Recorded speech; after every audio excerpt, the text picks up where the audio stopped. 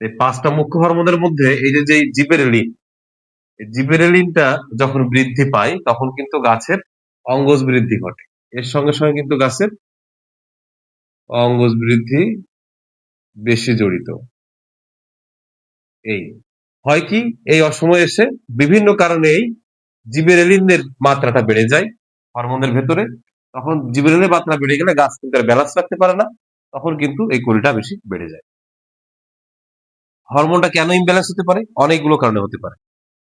আসসালামু আলাইকুম প্রিয় কৃষক বন্ধুরা এবং তরুণ কৃষিদুতা বন্ধুরা।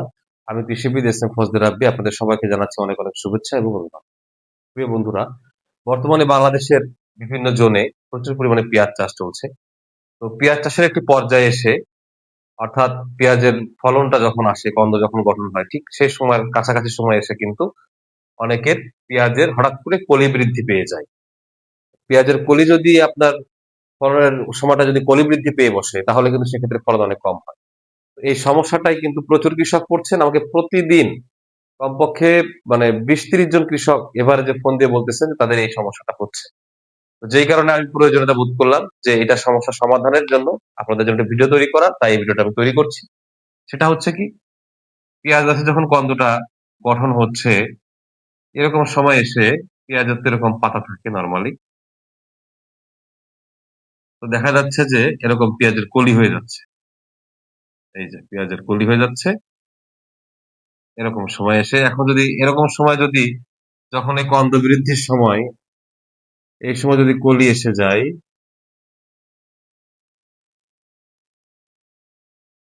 তাহলে তো অনেক সমস্যা। তাহলে সেই ক্ষেত্রে এই সমস্ত শক্তি এবং খাদ্য সব তো এই কলিতে খেয়ে নেবে, এই কন্দ তো আর বাড়বে না।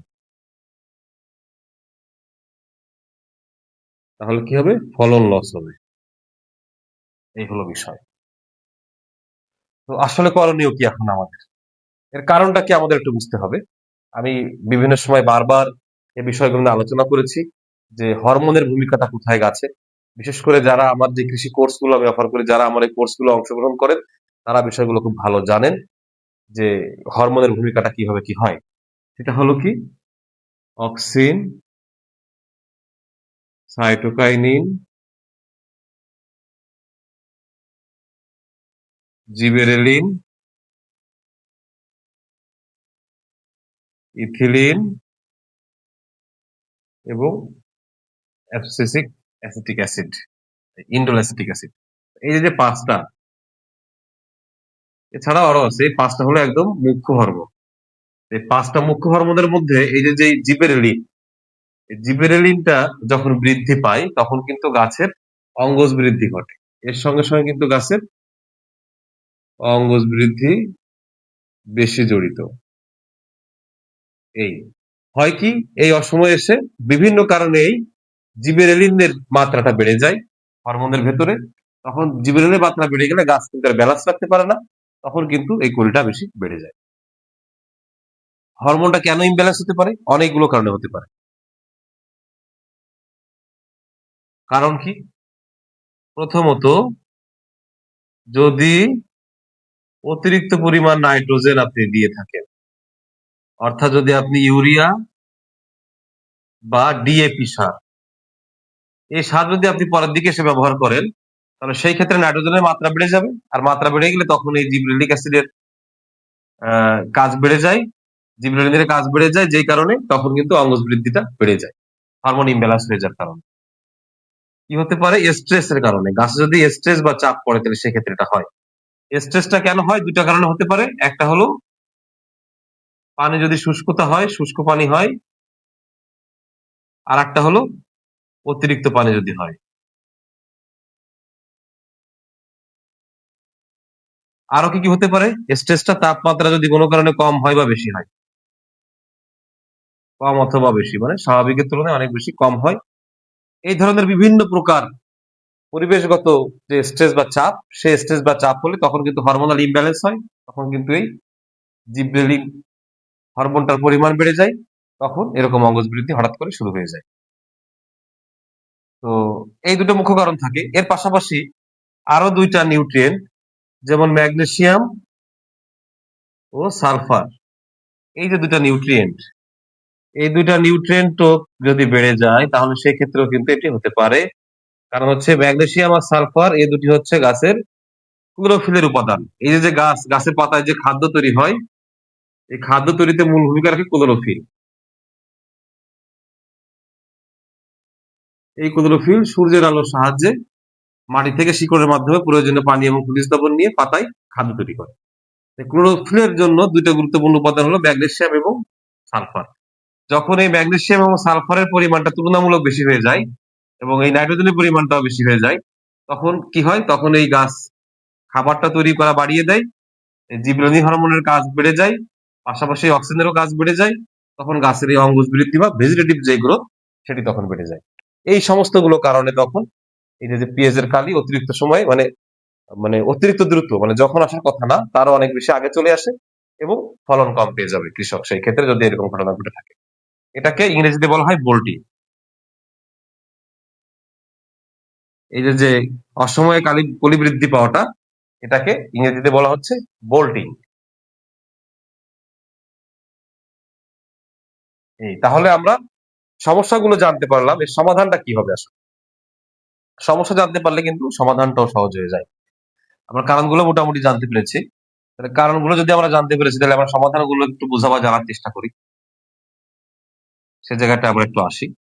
সেটা হলো কি, এখন এই যে অতিরিক্ত যে বৃদ্ধিটা এটা ঠেকানোর জন্য আমাদের কি নাইট্রোজেনটা বাদ দিতে হবে। মানে এরকম সময় এসে বিশেষ করে এই যে ৪৫ দিনের পর নাইট্রোজেন প্রয়োগ বন্ধ বা কমিয়ে দিতে হবে।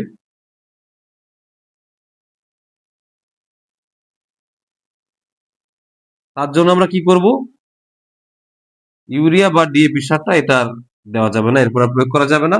কারণ অঙ্কুশ বৃদ্ধির পরে আসলে ইউরিয়ার ড্যাপের বিশেষ কোনো প্রয়োজন পড়ে না। এখানে কি হয়, ফসফরাসের যদি প্রয়োজন পড়ে, ফসফরাসের প্রয়োজনে আপনি টিএসপি ব্যবহার করতে পারেন। সাধারণত টিএসপিটা আগেই ব্যবহার করে ফেলা হয়, এই সময়টা না করলেও চলে, কিন্তু অনেক সময় মাটি যদি ঠিক না থাকে সেক্ষেত্রে করার প্রয়োজন হতে পারে। ফসফরাসের জন্য আপনি তখন টিএসপি ব্যবহার করবেন, ডিএপি ব্যবহার করবেন না। কি কাজ করতে হবে? অবশ্যই পটাশ সার ব্যবহার করতে হবে। পটাশ সার ব্যবহার যদি আপনি সেচ দেন, তাহলে সেচ দিলে এই যে এমওপি সার যোগ করতে হবে মাটিতে। আর তা না হলে এসওপি বা সালফেট অফ পটাশ বা সাদা পটাশ আমরা যাই বলি না কেন, এটা কুইক পটাশ নামে, ফাস্ট পটাশ নামে, স্প্রে পটাশ নামে বিভিন্ন নামে পাওয়া যায়, যেটা স্প্রে করার জন্য ব্যবহার করা হয়। সেটি আপনারা 5 গ্রাম পার লিটার এই মাত্রায় আপনারা স্প্রে করবেন। এর পাশাপাশি আপনার স্প্রে করতে হবে সলুবর বোরন, অর্থাৎ স্প্রে করার জন্য যে বোরনটা, সেই সলুবর বোরনটা আপনাকে স্প্রে করতে হবে 1 গ্রাম পার লিটার।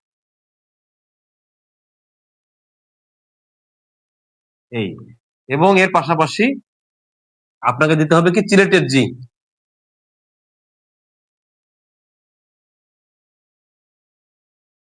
এটা আপনি দিবেন 1/2 গ্রাম পার লিটার, অর্থাৎ 0.5 গ্রাম পার লিটার।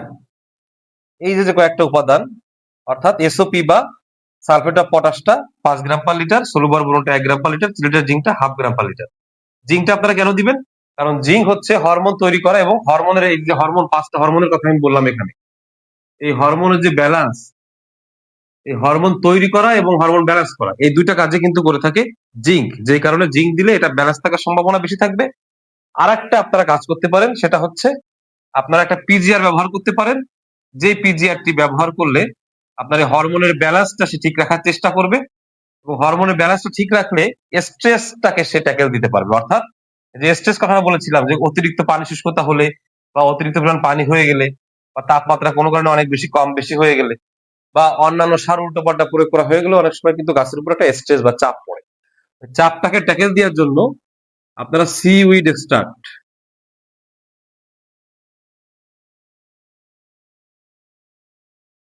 সিউইড অর্থাৎ সামুদ্রিক আগাছা, সামুদ্রিক শৈবাল, অর্থাৎ শৈবাল থেকে সামুদ্রিক আগাছা শৈবাল।